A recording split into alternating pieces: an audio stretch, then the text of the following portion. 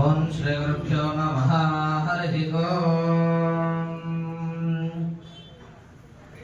हिरण्यवर्णां धरिणीं सुवर्णरजतस्रजां चन्द्रां हिरण्मयीं लक्ष्मीं जातवेदो ममावह। तां महावह जातवेदो लक्ष्मीपरपगामिनीं यस्यां हिरण्यं विन्देयं कामश्वं पुरुषारहम्।